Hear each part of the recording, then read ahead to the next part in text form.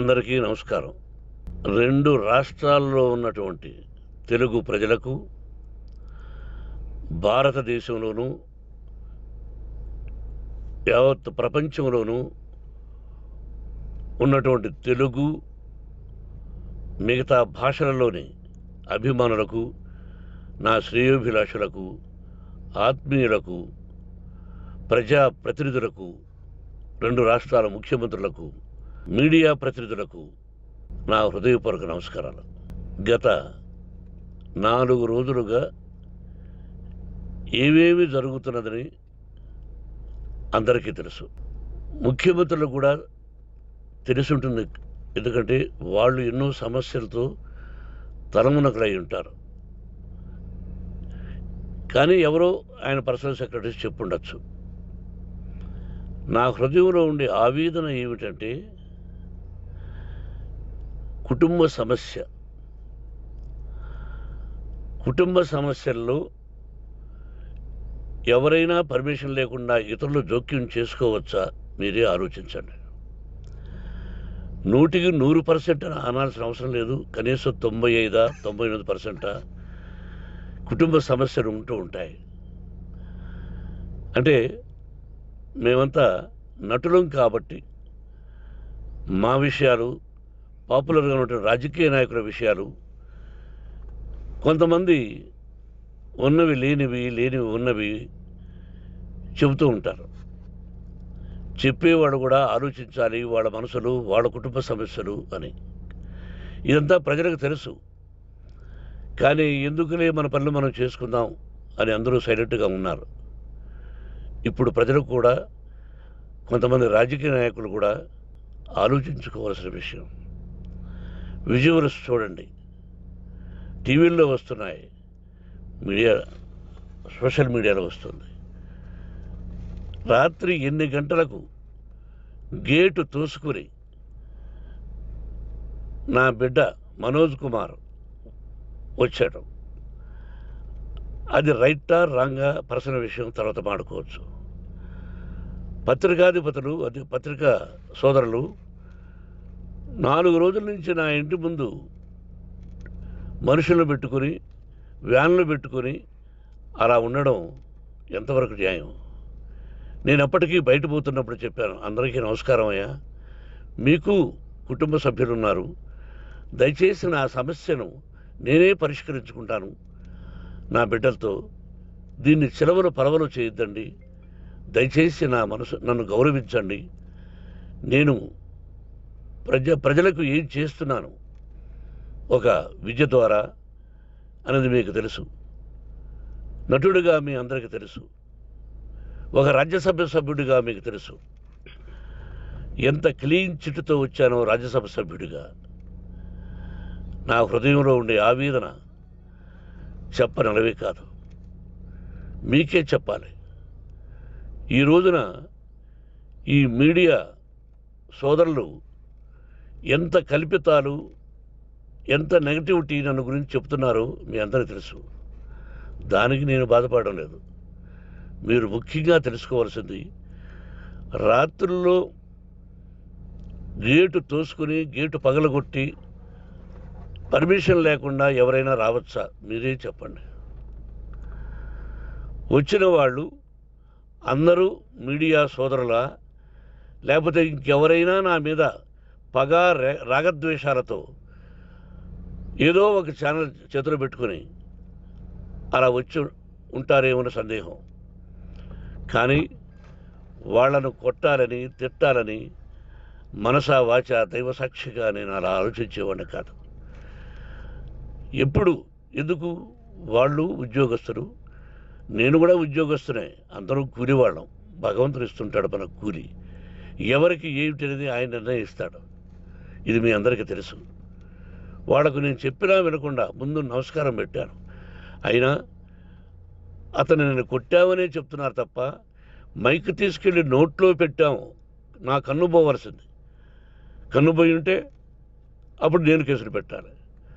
అది నా కన్ను పోలేదు, కొంచెం తగిలింది కంటి కింద, నేనే ఎస్కేప్ అయ్యాను. లేకపోతే నా జీవితం గుడ్డిదయ్యేది. అతనికి తల కాదు చెంప మీద తగిలిందన్నారు. ఓకే, ఆ చీకట్లో ఎలా జరిగిందన్నది వాస్తవమే. మైకు లాక్కోవడం, వాడు నన్ను కేకలేయడం, ఆ దీనిలో ఘర్షణ జరిగింది. నేను కొట్టిన దెబ్బ అతనికి తగిలింది అన్నారు. దానికి హృదయపూర్వకంగా బాధపడుతున్నా. అతను నాకు తమ్ముడే. ఒక తల్లి బిడ్డలం కాకపోయినా I love them, I like them. అటువంటిది ఈ రోజుకి బాధపడుతున్నా నేను. అయ్యో, అతని భార్య ఎంత బాధపడుతుందో, అతని పిల్లలు ఎంత బాధపడుతున్నారో అని నేను ఆలోచిస్తున్నా. మరి నేనెంత ఆవేదనకు గురి హాస్పిటల్లో అయ్యానో. నటించింది సినిమాలో నటిస్తాను తప్ప నిజ జీవితంలో నటించాల్సిన అవసరం లేదు. నాకున్నది ఒకటి ధైర్యం, సాహసం. నీతిగా, న్యాయంగా, ధర్మంగా బ్రతకాలన్నది నా ఆలోచన. ఎందుకు కొట్టాలి? గేటు బయటుండి నేనేమైనా అసభ్యకరంగా వాళ్ళని కొట్టుంటే డెఫినెట్గా నా మీద 50 కేసులు కాదు 100 కేసులు పెట్టి నన్ను అరెస్ట్ చేయొచ్చు. లేకపోతే నేనే పోలీస్ స్టేషన్ పోయి, అయ్యా, ఆవేశంలో నా ఇంటి బయట ఉన్న వాళ్ళను కొట్టాను, నాది తప్పే అని పోలీస్ స్టేషన్కి ధైర్యంగా పెడతాను. కానీ ఇంటి లోపలికి వచ్చి నా ఏకాగ్రతను, నా మనశ్శాంతిని భగ్నం చేశాడు. ఆల్రెడీ నా బిడ్డ చేస్తున్నాడు. అయినా నీ కన్నబిడ్డ, ఎప్పటికీ నీ కన్నబిడ్డే. ఏదో ఒక రోజున న్యాయం జరుగుతుంది, మేము కూర్చొని మాట్లాడుకుంటాం. దీనికి మధ్యవర్తులు అక్కర్లే. కుటుంబ సమస్యలకు బయట వాళ్ళని పిలిపించి ఇలా చేయండి, మీరు ఇలా మాట్లాడండి అని చెప్పక్కర్లే. కట్టు బట్టలతో మద్రాసుకు వెళ్ళేవాడిని. ఆల్రెడీ మీకు చెప్పాను. పైసా లేకుండా కట్టుబట్టలతో, చెప్పులు సగం కింద అరిగిపోయి అలా వెళ్ళినవాడిని. మా తల్లిదండ్రులు అద్భుతమైన జన్మను ప్రసాదించారు. ఒక్క పైసా ఇవ్వాల. నా కష్టార్జితంతో నేను సంపాదించి ఈరోజు నేను కులమతాలకు అతీతంగా 25% ఫ్రీ ఎడ్యుకేషన్ ఇస్తూ, నా స్థాయిలో నాకు తగిన సహాయం చేసుకుంటూ, వరద బాధలు వచ్చినా, ఇంకోటి వచ్చినా, అన్నయ్య ముఖ్యమంత్రిగా ఉన్నప్పుడు కూడా ఎన్నో చేశాను. బట్ అవి మర్చిపోయి ఈరోజు కొట్టింది మాట్లాడుతున్నారు.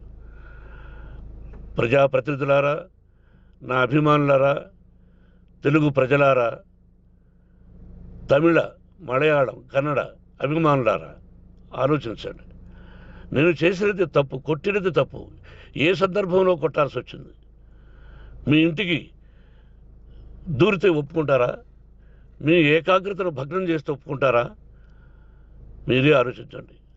న్యాయాధిపతులు కానీ, ప్రజాప్రతినిధులు కానీ, అభిమానులు కానీ, వ్యాపారస్తులు కానీ, ఇదే మీడియా ప్రతినిధులు కూడా వాళ్ళ ఇళ్ళలోకి ఎవరైనా దూరి, ఏయ్ మన గురించి ఇలా రాశావు అని ఆ ఇళ్ళల్లోకి ఒక 10 మంది వెళితే వాళ్ళు దండం పెట్టి పంపిస్తారా? ఏం చేస్తారు చెప్పండి? మీకు టీవీలు ఉన్నాయి, మాకు టీవీలు లేవు. నేను కూడా రేపు టీవీ పెట్టచ్చు.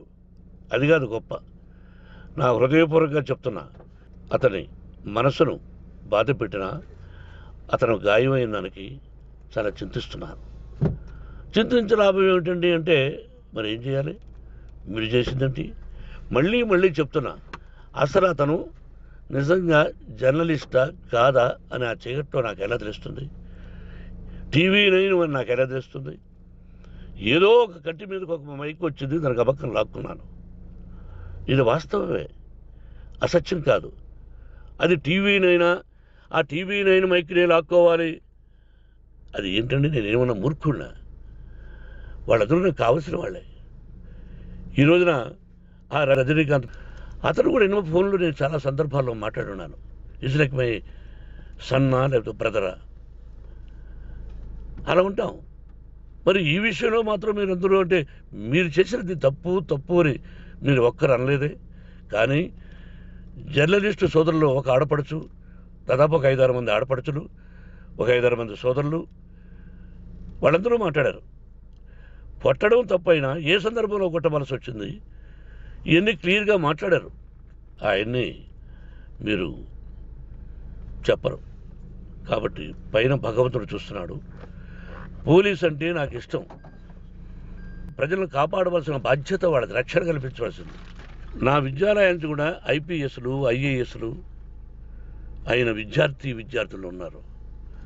వాళ్ళకు న్యాయం ధర్మం నేర్పించి పంపించాను నా ఇన్స్టిట్యూషన్లో. But they are perfect. కొంతమంది ఐపీఎస్లు ఐఏఎస్లు డీసీపీలు ఇలా చాలామంది ఉన్నారు. బట్ ఎక్కడెక్కడో పనిచేస్తున్నారు. వాడు నా బిడ్డలు. మరి వాళ్ళు కూడా పోలీసు ఉద్యోగస్తులే కదా, న్యాయంగా ఉన్నారు కదా. కానీ ఇక్కడ మాత్రం ఏకపక్ష నిర్ణయం ఏమి చేస్తున్నారో మీరే ప్రజలారా చూడండి, ఆలోచించండి. నేను న్యాయమా అన్యాయమా, నేను చేసింది న్యాయమా అన్యాయమా, మీరే ఆలోచించండి. నా ఇంటికి తలుపులు బద్దలు కొట్టి రావడం న్యాయమా, మీరే చెప్పండి. ఎల్లప్పుడూ మీ ఆశీస్సులు కోరుకునే మీ మోహన్ బాబు.